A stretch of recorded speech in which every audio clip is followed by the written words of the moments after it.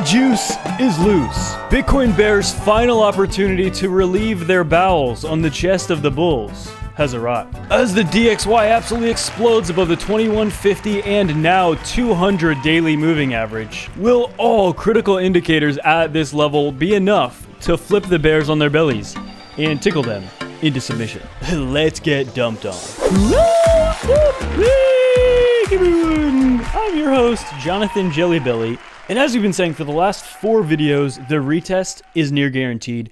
And here it is, folks. We are now retesting such an absolutely big level where the bulls have to defend absolutely if we have any chance of approaching that 6-digit Bitcoin later this year. But even more importantly, do the bears have the juice to keep Bitcoin down, or will the bulls succeed and make the price go up? Wow, so if you guys are new to this channel, make sure to hit that like, subscribe, turn on these absolutely time-sensitive alerts.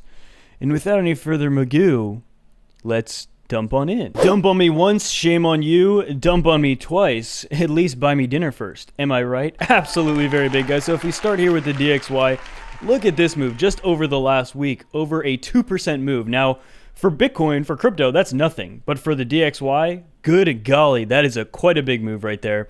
We've breached above the 2150 and now the 200 DMA here for the DXY. And we've seen Bitcoin correspondingly dump to the downside as the DXY has been dumping to the upside. Absolutely very critical that we track this as well. Pretty nutty inverse correlation that just happens to be critical to watching Bitcoin over the last few years. But alas, the moment we've all been waiting for, with Bitcoin now coming into contact.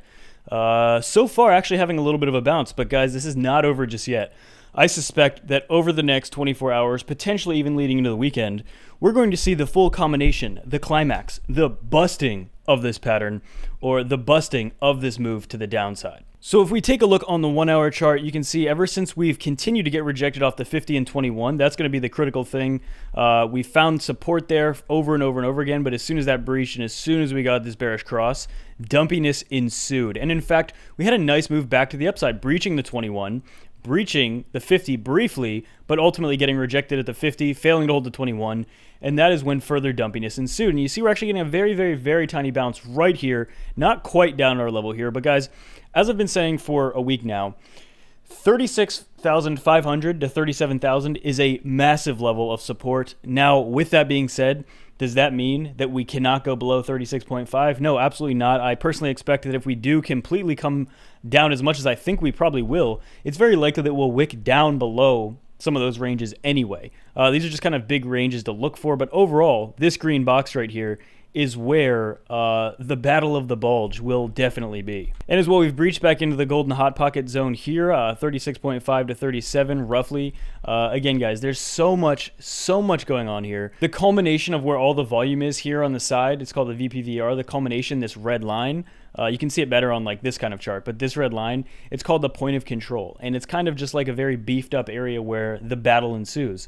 And as you can see, obviously now we're in the battle zone and the battle of the bulge is absolutely about to commence here. But as we're at this very second on the 4-hour chart, we're actually holding right now on the 50 moving average right here. You see that little bounce? Again, we went a little bit below it, and now we're holding there. And the reason I say that I think it's very likely that, even if we ultimately end up holding this range, which I think we will, even if that happens, that doesn't mean we won't get a wick below that. Very often, in fact, almost every time when we get these dumps, we always get wicks lower. And this is a great example just right now. You see, this is a good level of short-term support, which I don't think will hold for much longer, but this is a good level of support. But what you see, what happened is we go below this area, but then we ultimately bounce back. And where we spend most of the time is usually on these moving averages, even though we very routinely break below moving averages, key levels of horizontal resistance or support, Fibonacci levels, everything. You see, even though this ultimately held, for example, this level of support right here for multiple days, you can see we had wicks over and over and over again, but these 4-hour candles continuously only closed above it until an absolute massive dumpage like that. And you can just kind of see that everywhere on these charts. That typically is what happens. Again, wicks below all these major levels, but ultimately, a lot of the times, just the candles on the longer time frames always hold. And on the 6-hour chart as well, we spent about 5 6-hour candles holding on this 21 right here, and ultimately fell below it. And I think we're going to be moving, I think, down to this next one. So I personally do expect that I think we're going to see a breach of 37,000 very shortly here. But does that mean anything bearish? No. Again, I've been saying before we even hit 41,000, back when we were still going up here around 38 and 40, I was saying we'll get ready for a pullback. We ended up going a little higher for a day or two, and now we're getting that pullback. We're getting that back test. And the back test is absolutely vital for Bitcoin to be bullish, because if it cannot complete a back test, obviously that insinuates that it's going to keep going lower. But with all bullish moves, especially when the macro downtrend of or I would say the midterm trend of Bitcoin right now is to the downside. Short term now, it's to the downside as well. Long term, still bullish, but midterm, yeah, bears have control in like the broader term of the market until something big like the 21 weekly would be breached. Again, for the most part, bears have control. However, on these very, very short time frames, they have to perform here. They have to break Bitcoin below this level here. And as well, 34, because that's also a really big level, 34,000. They have to breach both of these major levels for them to completely regain short-term control. So it's their move. They have to perform here. Again, if you're on this daily chart and you go back, these levels are getting more significant now. We have this $34,000 range going all the way back to January, and this level that we have built up a little more specifically over the last month. Big now, because again, guys, we take a year back, or we go a year back, Bitcoin was not above these levels. So these are rather new supports. These are the first time in history that Bitcoin has these levels above 30,000 as support, because it was never above 30,000 up until very recently. So yes, absolutely very, very big for Bitcoin.